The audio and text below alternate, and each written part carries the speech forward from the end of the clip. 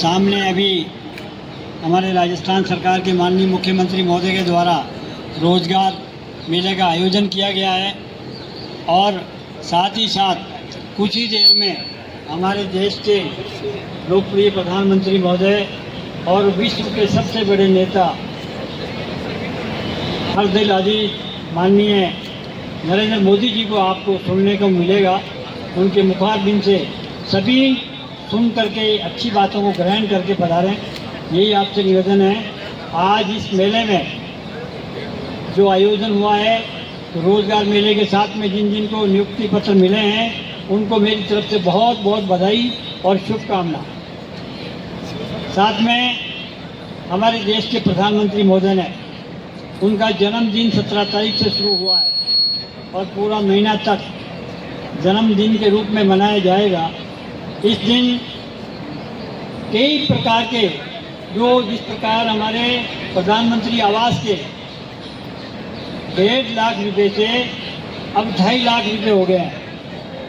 1 लाख रुपया उनके जन्मदिन के ऊपर प्रत्येक गरीब को जिनका भवन बनने जा रहा है उनको फायदा मिलने जा रहा है। खुशी है तो तालियां बजा करके उनका स्वागत करो जोरदार, प्रधानमंत्री नरेंद्र मोदी जी का। साथ में उन्होंने यही नहीं कहा, अभी हर गरीब को, चाहे वो गांव में रहने वाला हो चाहे शहर में रहने वाला हो, हर गरीब को उसका फायदा मिलेगा।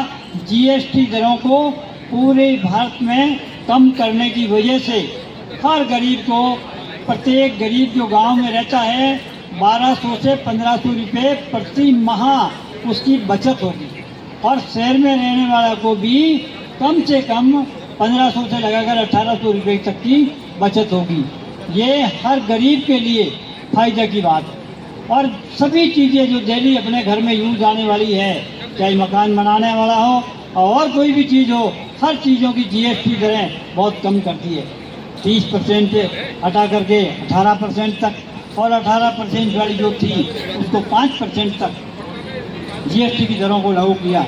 इसलिए और कई चीज़ें ऐसी है जिसकी जीएसटी बिल्कुल 0% कर दी गई है। तो हमें बहुत खुशी है। महंगी दवाइयाँ जो गरीब व्यक्ति खरीद नहीं सकते हैं उनके लिए भी माननीय प्रधानमंत्री जी ने बिल्कुल जीएसटी की दरों को 0% तक कर दिया है।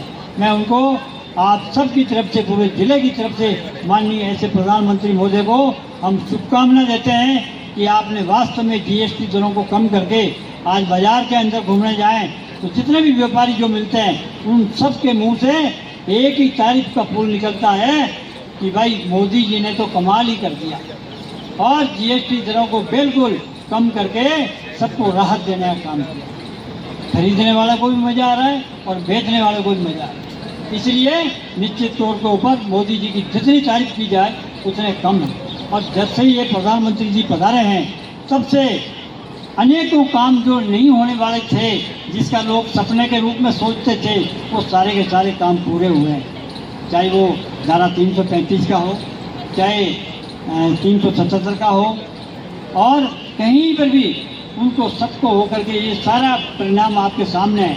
और जब 90 में हम गए थे तभी भी ये कह रहे थे रामलला हम आए हैं, मंदिर यहीं बनाएंगे, लेकिन आत्मा में नहीं लग रहा था मंदिर बनेगा कि नहीं बनेगा। आखिर मोदी जी आने के बाद में भगवान राम का भव्य जो मंदिर बना है वो सारे के सारे धरे हुए। उस समय में एक सामने वाली पार्टी ने 35 वकील खड़े किए थे, लेकिन सारे वकीलों का फैसला कोर्ट में से पूरा होने के बाद पूरी की पूरी जमीन के ऊपर भगवान श्री राम का मंदिर भव्य बनकर के तैयार हो गया है। जोरदार तालियों के साथ में उनका स्वागत किया।